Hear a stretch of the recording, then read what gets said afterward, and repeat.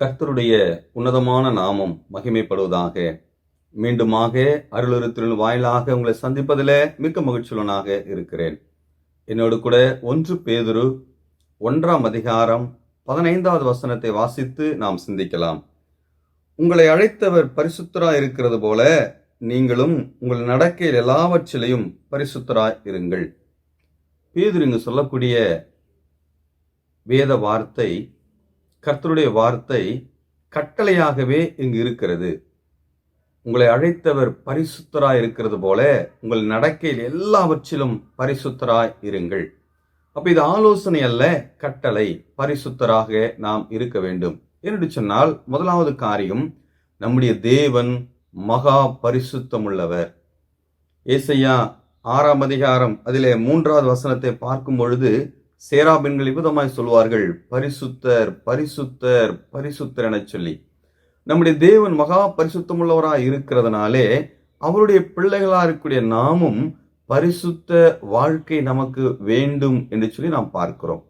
இரண்டாவதாக 1 பேதுரு 1:2 பார்க்கும் பொழுது, பிதாவாகிய தேவனுடைய முன்னறிவின்படியே ஆவியானவரின் பரிசுத்தமாக்குதலினாலே என்று சொல்லி பார்க்கிறோம். இரண்டாவது, நம்முடைய ரட்சிப்பின் நோக்கமே பரிசுத்த வாழ்க்கையாக இருக்கிறது. பாவத்திலிருந்து ரட்சிக்கப்பட்ட நாம், ரட்சிக்கப்பட்ட பிள்ளைகள் பரிசுத்தமாய் வாழ வேண்டும். அப்படின்னு சொன்னால் நம்முடைய ரட்சிப்பின் நோக்கம் நாம் பரிசுத்தமாய் வாழ வேண்டும் என்று சொல்லி நமக்கு கற்றுக் கொடுக்கிறது. இந்த பரிசுத்தம் நம்மால் உண்டானதல்ல, இது தேவனுடைய பங்காக இருக்கிறது. ஆகையினால்தான் பேதுரு சொல்கிறார், இது என்னுடைய பலத்தினால் அல்ல, ஆவியானவருடைய, பாருங்க 2வது வசனத்துல தான் வாசித்தோம், ஆவியானவரின் பரிசுத்தமாக்குதனாலே. அப்ப தேவன் நமக்கு கொடுத்த ஒரு ஈவாக இவைகள் இருக்கிறது. ஆகையினால் நாம் பரிசுத்தம் நம்முடைய வாழ்க்கையின் கடமையாக இருக்கிறது என்பதை நாம் பார்க்கிறோம். மூன்றாவதாக, இந்த பரிசுத்த வாழ்க்கையிலே நாம் குறைவுபடுவோம் என்று சொன்னால் தேவனோடு உள்ள ஐக்கியத்திலே குறைவுபடுவோம். நமக்கும் தேவனுக்கும் நடுவாக பிரிவினை உண்டாகிவிடும். 1 பேதுரு 3ஆம் அதிகாரம் அதிலே 12வது வசனத்தை நாம் பார்க்கும் பொழுது அதிலே இவ்விதமாக பிற்பகுதியில வாசிக்கிறோம், தீமை செய்கிறவர்களுக்கோ கர்த்தருடைய முகம் விரோதமாய் இருக்கிறது. பாருங்கள், உபத்திரவத்தில் இருக்கக்கூடிய வேலையா இருந்தாலும் நாம் தீமை செய்வோம் என்று சொன்னால் கர்த்தருடைய முகம் நமக்கு விரோதமாய் மாறிவிடுகிறது. பரிசுத்த பிள்ளைகளாய் நாம் இருக்கிறோம், ஆனாலும் தீமை செய்யும் பொழுது, தீமையுள்ள வாழ்க்கையில இருக்கும் பொழுது கர்த்தருடைய முகம் நமக்கு விரோதமாய் மாறிவிடுகிறது என்று சொல்லி வேதம் சொல்கிறது. அப்படி என்று சொன்னால், என்னுடைய வாழ்க்கையிலே பரிசுத்தத்தை நான் குறைந்து போவேன் என்று சொன்னால், பரிசுத்தத்தை விட்டுவிடுவேன் என்று சொன்னால் தேவனோடு உள்ள உறவு, ஐக்கியம் பிளவுபடும் என்று சொல்லி நாம் பார்க்கிறோம்.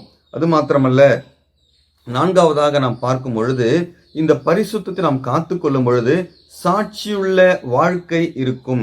பாருங்கள், 1 பேதுரு 2ஆம் அதிகாரம் அதில் 9ஆம் வசனத்திலே, நீங்களோ உங்களை அந்தகாரத்தில் நின்று தம்முடைய ஆச்சரியமான ஒளியினிடத்திற்கு வரவழைத்தருடைய புண்ணியங்களை அறிவிக்கும்படிக்கு தெரிந்து கொள்ளப்பட்ட சந்ததியாயும் ராஜரீகமான ஆசாரிய கூட்டமாயும் பரிசுத்த ஜாதியாயும் அவருக்கு சொந்த ஜனமாயும் இருக்கிறீர்கள்.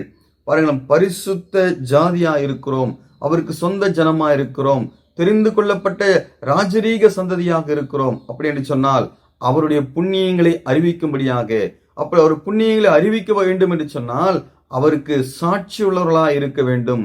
அந்த சாட்சியை காத்து கொள்வதற்கு பரிசுத்தம் மிக அவசியமாக இருக்கிறது என்று சொல்லி பார்க்கிறோம். 5வதாக நாம் சிந்திக்கக்கூடிய காரியம் 1 பேதுரு 1:17 பாருங்கள் என்ன வாசிக்கிறோம். அங்கு நமக்கு நியாய தீர்ப்பு உண்டு.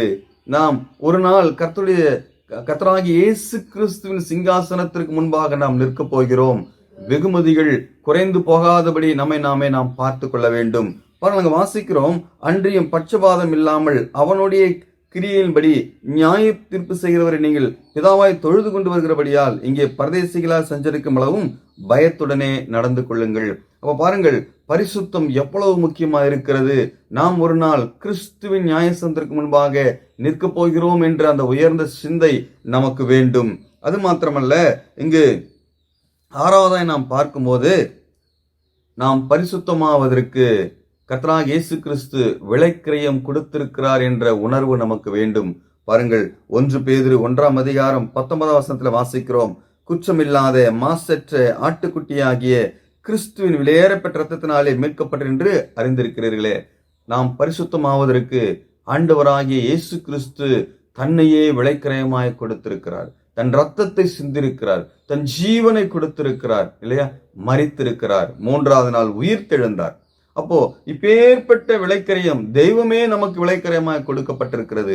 அப்பொழுது பரிசுத்தம் எவ்வளவு முக்கியம் என்பதை நமக்கு இந்த வேத வார்த்தைகள் நம்மை நினைவுபடுத்தக்கூடியதாக இருக்கிறது நாம் பார்க்கிறோம். ஆகையினால் தான் பேதுரு சொல்கிறார், உங்கள் நடக்கையில் எல்லாவற்றிலும் பரிசுத்தமாய் இருக்க வேண்டும். அப்படி என்று சொன்னால் பரிசுத்தம் என்பது நம்முடைய வாழ்க்கையில ஒரு பகுதி அல்ல, நம் வாழ்க்கை முழுவதுமாக. இது ஒரு பார்ட் டைம் ஜாப் செய்வது போல் அல்ல, சண்டே மாத்திரம் பரிசுத்தமாய் வாழ்வதல்ல, வாழ்க்கை முழுவதுமே நாம் பரிசுத்தமாய் இருக்க வேண்டும். பாருங்கள், 1ஆம் அதிகாரம் 14ஆம் வசனத்திலே நீங்கள் வாசித்து பார்க்கும் பொழுது சிந்தையிலே பரிசுத்தம் நமக்கு இருக்க வேண்டும். 2ஆம் அதிகாரம் 2வது வசனத்திலே பார்க்கும் பொழுது உறவுகளுக்குள்ளே நமக்கு பரிசுத்தம் இருக்க வேண்டும். அதாவது குறை சொல்லவோ அங்கு பொறாமையான காரியங்களோ வெளிப்படக்கூடாது, மாம்ச சிந்தைகள் அங்கு வெளிப்படக்கூடாது. உறவுகளுக்குள்ளே நமக்கு பரிசுத்தம் இருக்க வேண்டும். பாருங்கள், 2ஆம் அதிகாரம் 12ஆம் வசனத்தை நாம் வாசித்து பார்க்கும் பொழுது புற இனத்த மக்களுக்கு முன்பாக பரிசுத்தமாய் நாம் வாழ வேண்டும். 3ஆம் அதிகாரம் 1லிருந்து 7 உள்ள வசனங்களை வாசித்து பார்க்கும் பொழுது கணவன் மனைவிக்குள்ளாக பரிசுத்தமாய் நாம் வாழ வேண்டும் என்று சொல்லி பார்க்கிறோம். 4ஆம் அதிகாரம் 3லிருந்து 4 உள்ள வசனங்களை வாசித்து பார்க்கும் பொழுது சமூக வாழ்க்கையில இந்த சமுதாயத்திலே நாம் பரிசுத்தமாய் வாழ வேண்டும் என்று சொல்லி பார்க்கிறோம்.